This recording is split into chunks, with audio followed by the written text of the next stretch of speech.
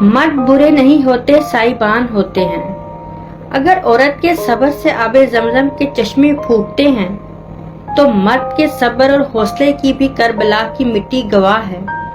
مرد اگر جھوٹا اور بے وفا ہے تو میں نے عورت کو بھی منافقت کے اس درجے پر دیکھا ہے جہاں وہ مرد سے زیادہ گنہگار ہے۔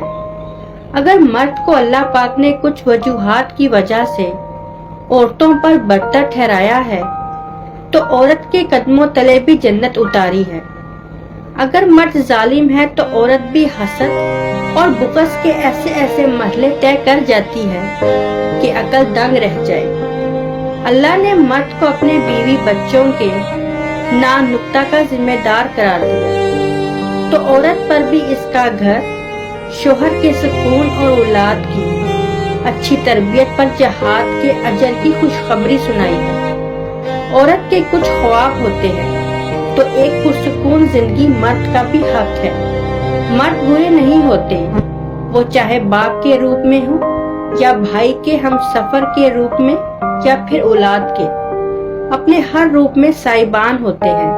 اور یاد رہے کہ سب سے زیادہ سخت دھوپ اور آندھیوں کا سامنا سائبان کو ہی کرنا پڑتا ہے۔